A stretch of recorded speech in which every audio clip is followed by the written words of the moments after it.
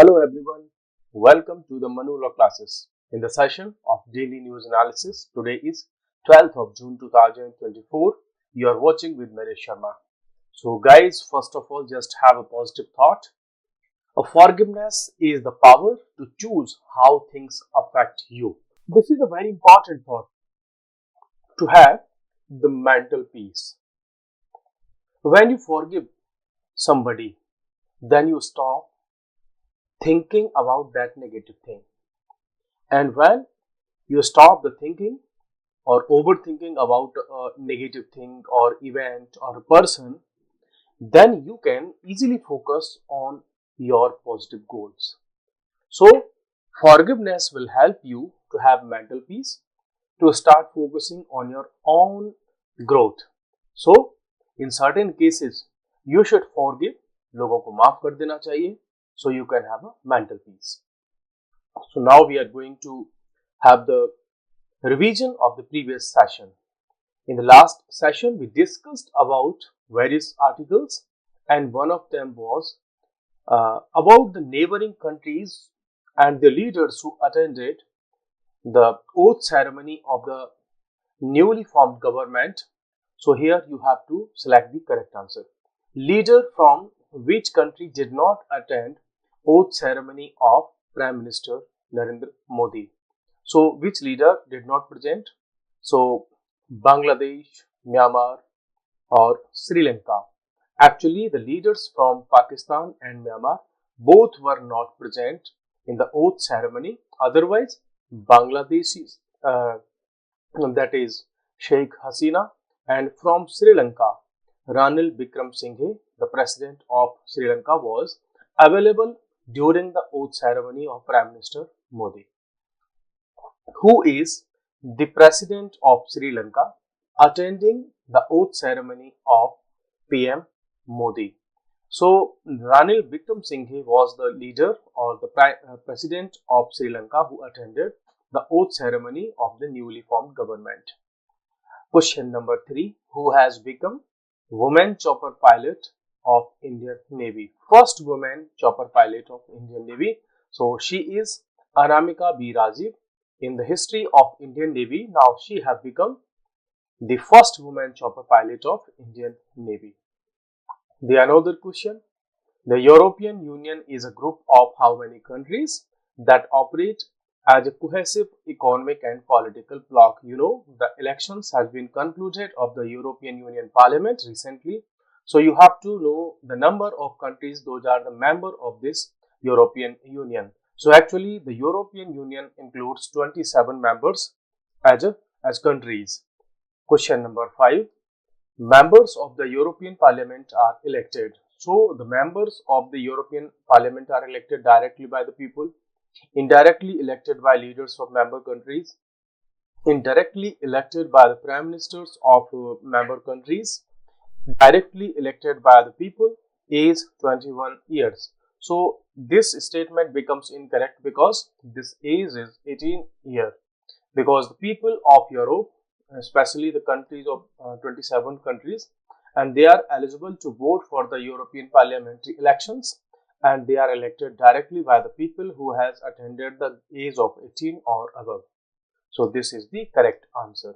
Now we are going to discuss today's current affairs. So first one is Lieutenant General Upendra Dwivedi to take over as Army Chief. Now he will be the head of the army.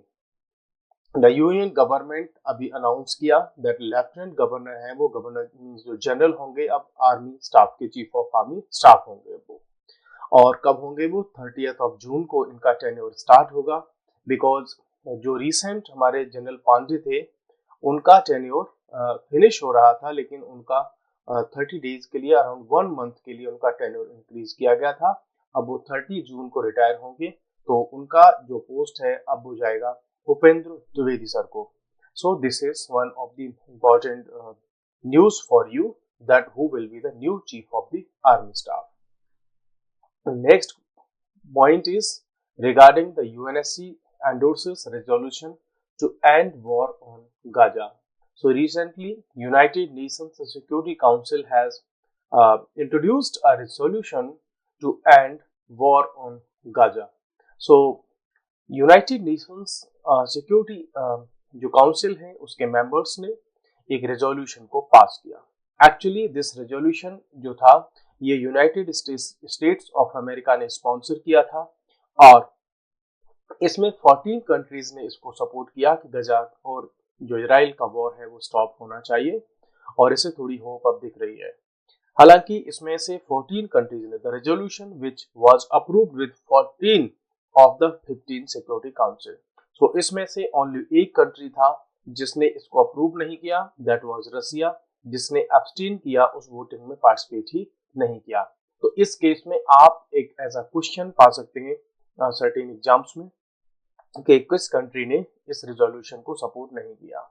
अब यहाँ पर बात ये हो रही है कि क्या अभी इजराइल और हमास इस रेजोल्यूशन को एक्सेप्ट करेंगे, बिकॉज इस रेजोल्यूशन की जब बात हो रही थी तो इसमें मैटर था कि जो हमास और गजा के बीच में जो वॉर, जो इजराइल और हमास का जो वॉर है वो स्टॉप हो जाए।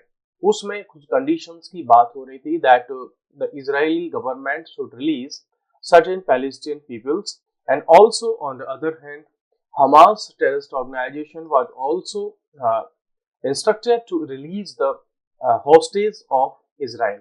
So उनको इजराइल के hostages को रिलीज करना होगा और दूसरी तरफ इजराइल उसकी पैलेस्टीनियंस को और उन कुछ मिलिटेंट्स हैं उनको भी रिलीज करेगा। ये उनके बीच की डील हो रही थी और जो वॉर है वो उसमें सीज फायर होगा और धीरे धीरे उसमें फिर प्रॉब्लम्स को शॉर्ट आउट किया जाएगा मीटिंग्स के थ्रू, डेलिब्रेशन के थ्रू।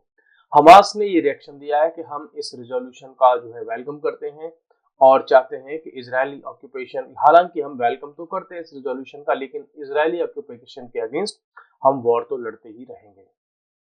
ठीक है, he said Israel was installing. अब ठीक है, इसमें बहुत सारे ऐसे पॉइंट्स भी हैं कि भाई इजराइल जो है वॉर को स्टॉप करने में प्रोक्रेस्टिनेशन कर रहा है, रोक नहीं रहा है और वॉर चलता ही जा रहा है।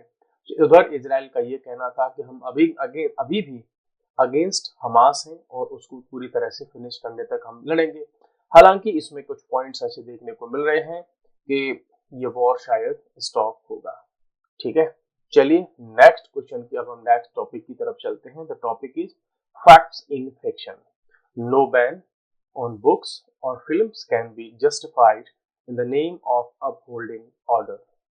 इट मीन्स यहाँ जो है हाई कोर्ट का एक ऑर्डर है, एक जजमेंट है, तो उसमें बात हो रही है कि जो फिल्म्स का सर्टिफिकेशन होता है वो किन कंडीशंस में किया जा सकता है और किन कंडीशंस में उसको उसका जो रिलीज है, जो उसका शो है, उसको हम रोक सकते हैं। So the likelihood of protest, communal tension और prejudice to law and order और not to be cited as a reason to suspend the screening of the film. यहाँ हाईकोर्ट ने ये कहा कि यदि किसी मूवी को लेकर के, किसी फिल्म को लेकर के, किसी शो को लेकर के अगर ऐसा लगता है गवर्नमेंट को कि वहां पर कम्युनल टेंशन हो सकती है, प्रोटेस्ट हो सकते हैं, लॉ के अगेंस्ट में उस मूवी में मीन्स जो है कुछ प्रेजुडाइज हैं या ऐसा कुछ शो किया गया है।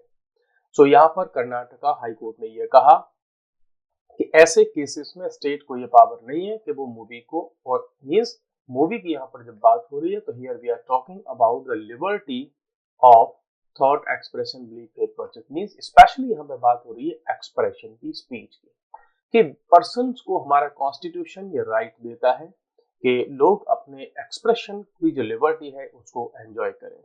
रिसेंटली अभी एक मूवी है हमारे 12 करके एक मूवी है और उसको लेकर के मीन्स अभी हुआ क्या था कि सेंट्रल फिल्म सर्टिफिकेशन जो बोर्ड है उसने इस मूवी को रिव्यू किया और आफ्टर दैट इस मूवी को सर्टिफाई किया कि ठीक है आप इसको पब्लिक में शो कर सकते हैं। लेकिन कर्नाटका गवर्नमेंट ने इस मूवी पर रोक लगा दिया, बोला कि इस मूवी को देखने से स्टेट में लॉ एंड ऑर्डर की सिचुएशन खराब हो सकती है, कुछ क्लैशेस हो सकते हैं या कुछ टेंशन हो सकती है, ऐसे कुछ इश्यूज हो सकते हैं। तो कर्नाटक हाई कोर्ट ने यह कहा कि इस तरीके के बहाने बना करके आप किसी मूवी को देखने, मीन्स मूवी के रिलीज को नहीं रोक सकते। कर्नाटका हाई कोर्ट का यह कहना है कि इफ somebody's टेस्ट, किसी का जो टेस्ट है इस don't like the movie, the picture, the show then they can skip the release or the show of that movie. Means आपको अगर कोई चीज पसंद नहीं है तो आप उसको स्किप कर सकते हैं, देखने ना जाए। लेकिन अब ऐसे लोग जिनको वो मूवी पसंद नहीं है, क्या उनकी डिमांड के बेसिस पर हम पूरी उस मूवी को ही रोक दें? बोले it will not be allowed, because constitution हमको अलाउ करता है कि हम अपने आइडियाज को, अपने फिक्शन को, उनको हम शो कर सकें, अपनी बातों को रख सकें। ऐसा ही एक जजमेंट पहले सुप्रीम कोर्ट ने भी दिया था, रंग राजन वर्सेस पी जगजीवन राम। तब एक मूवी आई थी उस समय, ओरे ओरू ग्रामाथिले, ये एक मूवी थी, तब भी उन्होंने सुप्रीम कोर्ट ने ये ऑर्डर अपना इसमें जजमेंट दिया था। सो क्लियरली यहाँ हम एक आइडिया लगा सकते हैं कि अगर कोई गवर्नमेंट, कोई स्टेट गवर्नमेंट किसी मूवी को, किसी बुक को, है ना, किसी शो को अगर इस बेसिस पर रोकती है कि इससे लॉ एंड ऑर्डर की सिचुएशन खराब हो सकती है, so in such cases the state will not be allowed. ऐसा स्टेट को नहीं करना चाहिए। मीन जिन लोगों को वो पसंद नहीं है वो उसको ना देखें। नेक्स्ट अब हम आ जाते हैं arrest agencies and criminal court. बड़ा ही इंपॉर्टेंट आर्टिकल है ये। किसके रिगार्डिंग में है? जब भी किसी पर्सन को अरेस्ट किया जाता है उसके रिगार्डिंग में अरेस्ट करने वाली एजेंसीज होती हैं, और उसके बाद नंबर आता है क्रिमिनल कोर्ट का। इस आर्टिकल में ये जो आर के विज हैं, ये फॉर्मर आईपीएस ऑफिसर हैं। अब इनके कुछ व्यूज हैं, क्या कहते हैं कि supreme court recently the Supreme Court did not mince words in May 2024 while delivering two significant judgments. उन्होंने दो जजमेंट दिए, impact the liberty of people accused of criminal offenses. जो लोग अक्यूज होते हैं क्रिमिनल ऑफेंसेस के, उनके राइट्स को लेकर के सुप्रीम कोर्ट के जजमेंट्स थे। The first one among them is that कि जो पर्सन अरेस्ट होगा उस पर्सन को अरेस्ट करना कंपलसरी नहीं होगा एक्सेप्ट सर्टेन केसेस। मींस अगर लॉ क्लियरली ये नहीं कहता कि इसको अरेस्ट करना ही होगा ऐसे केस में, तब की बात अलग है। अदरवाइज उसको अरेस्ट करना रिक्वायरमेंट नहीं होगी। जो इन्वेस्टिगेटिंग एजेंसीज हैं उनको इससे थोड़ी सी राहत मिलेगी। इट मींस अदरवाइज होता क्या था कि किसी भी पर्सन के अगेंस्ट में कोई एफआईआर हुई, उस पर एक्यूजेशंस लगे, ब्लेम लगे, तुरंत उसको अरेस्ट कर लिया जाता था। इसमें तो उनका सेकंड जजमेंट है सुप्रीम कोर्ट का, relate to informing and accused, कि भाई जब भी किसी पर्सन को आप अरेस्ट करते हैं तो उस अरेस्ट के बारे में आप इंफॉर्मेशन दीजिए, ग्राउंड ऑफ अरेस्ट, और इन राइटिंग। मींस आपने उसको जो अरेस्ट किया इन राइटिंग में उसकी डिटेल दीजिए, बिकॉज हमारा आर्टिकल 22 हमसे ये कहता है कि जब भी किसी पर्सन को अरेस्ट किया जाएगा तो उसकी डिटेल्स, किस बेसिस पर उसको अरेस्ट किया गया, प्रोवाइड करी जाएगी। ऐसे ही जब हम रिसेंटली बात कर रहे थे तो prevention of money laundering act 2002 की, या अनलॉफुल एक्टिविटीज एक्ट यूएपीए 1967, तो इससे भी रिलेट करके देखें तो बड़ा रिलेवेंट होगा, that it will be relevant to see whether these directives can equally be extended to provisions of the criminal procedure code. Means अगर हम ऐसे कुछ डायरेक्शंस को पीएमएलए एक्ट, यूएपीए एक्ट में अगर अप्लाई कर रहे हैं सुप्रीम कोर्ट के डायरेक्शंस को, तो यूएपीए और पीएमएलए के अलावा हमको इन डायरेक्शंस को अगर हम सीआरपीसी में भी इन्वॉल्व कर दें, उसमें भी इनको इम्प्लीमेंट कर दें, तो काफी कुछ इससे चेंज हो सकता है। ठीक है, तो उससे जो पर्सन अरेस्ट हो जाते हैं और वर्षों तक उनका अरेस्ट चलता रहता है, और बाद में जब वो जो है इनोसेंट प्रूव होते हैं तो उनकी लाइफ का बड़ा पार्ट जो है वेस्ट हो चुका होता है, उन पर ब्लेम्स, उन पर एक सोशल स्टिग्मा लग जाता है।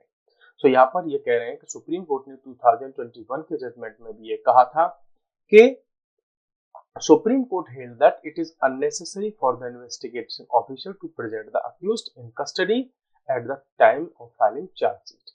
Means अगर जो accused है वो इन्वेस्टिगेशन में कोऑपरेट कर रहा है, ठीक है, और उसके भागने के चांस नहीं है, तो अरेस्ट करने की रिक्वायरमेंट नहीं है। जब पुलिस अपनी चार्जशीट वो फाइल करती है कोर्ट में, तो उसमें उस अक्यूज पर्सन को अरेस्ट करके पहले दिखाया जाता था, आज भी दिखाते हैं। सुप्रीम कोर्ट का यह कहना है कि जिस पर्सन पर एक्यूजेशन हैं, ब्लेम्स हैं, अगर वो इन्वेस्टिगेशन में पूरी तरह से कोऑपरेट कर रहा है, जब पुलिस ऑफिसर उसको बुला रहे हैं तो वो आ रहा है ना, तो ऐसे केसेस में अब ये रिक्वायरमेंट नहीं होना चाहिए कि उन पर्सन को अरेस्ट ही किया जाए।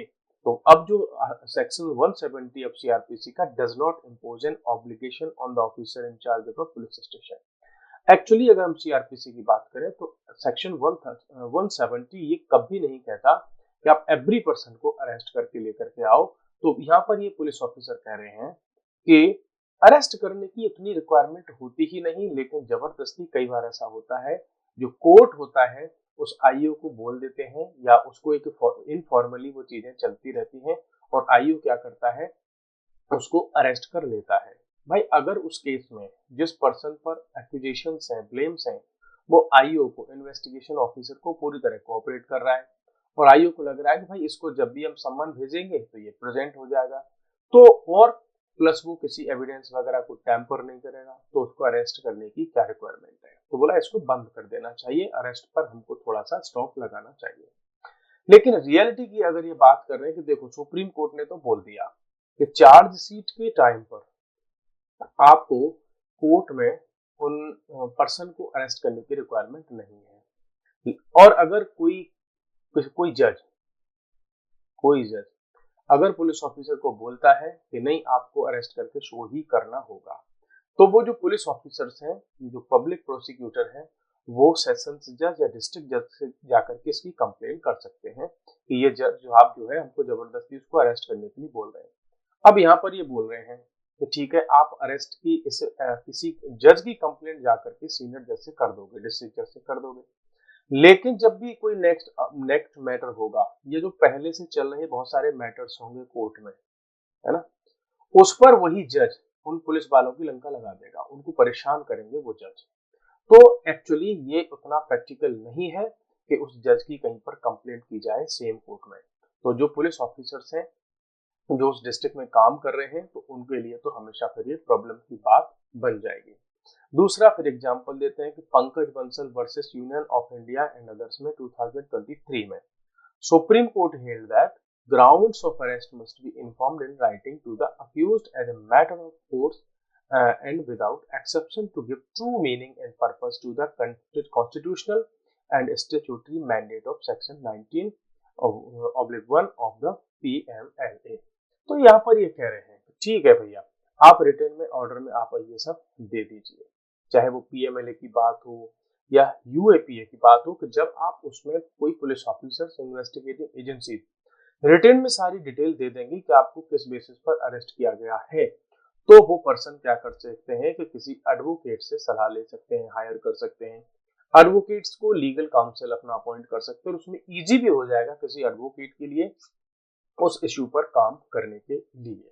Importantly, Section 50 of the CRPC also provides that every police officer or other person arresting, हमारा जो सेक्शन 50 है सीआरपीसी का, वो ऑलरेडी कहता है कि भाई जब भी किसी पर्सन को कोई पुलिस ऑफिसर या अदर कोई पर्सन अरेस्ट करे तो उसके ग्राउंड ऑफ अरेस्ट हमेशा उसको बताने होंगे।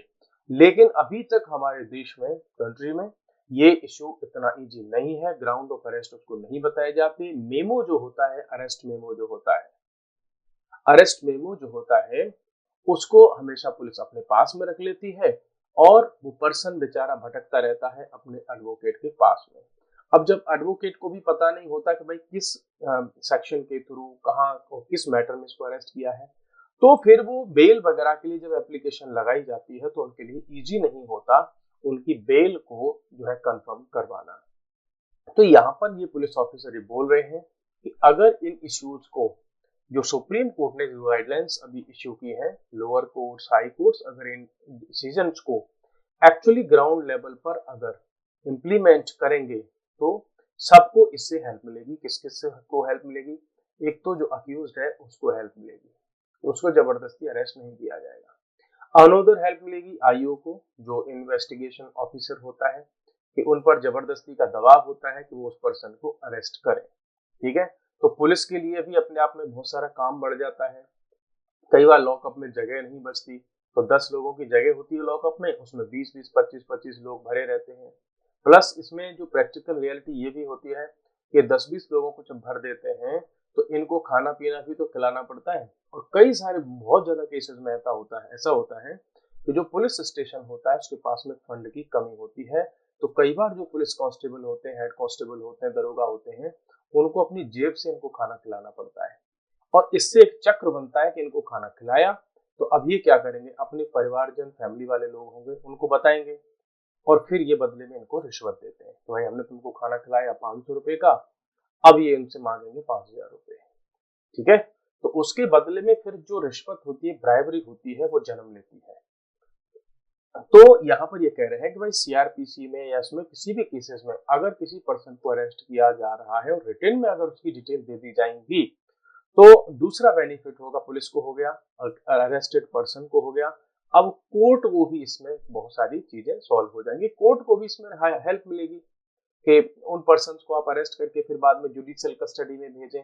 प्लस जो हमारे जेल के रिसोर्सेस हैं, जेल हमारी पहले से ही ओवरबर्डन है ना, और इंडिया की 76% जो इम्प्रिजन पॉपुलेशन है, जो लोग जेलों में रह रहे हैं, वो 76% ऐसे हैं कि जो अंडर ट्रायल है, उनके केसेस अभी सॉल्व ही नहीं हुए। तो भैया आप इतनी सारी पॉपुलेशन अगर जेल में मींस 100 पीपल रहते हैं तो 100 में से 76% तो ऐसे हैं जो अंडर ट्रायल है। ठीक है, तो इनकी तो लाइफ बर्बाद हो जाती है। तो अगर इस तरीके का हम ट्रीटमेंट रखेंगे तो इससे काफी सारी चीजें हमारी सॉल्व हो जाएंगी। दूसरा ये हमने देख ही लिया, ये दोबारा से आ गया है, अंदर फिर से था कि यूएनएससी ने एंडोर्स कर दिया है रेजोल्यूशन को। सो हमारे पास में ये दो एडिटोरियल आर्टिकल थे और अदर इंपॉर्टेंट न्यूज थे, तो इनको आप और अच्छे से रीड कर सकते हैं तो आपको और भी कॉन्सेप्ट इसमें समझ में आएंगे। So guys, we are going to end today's session with the hope to meet again in the another session with important questions and articles. So bye bye, take care.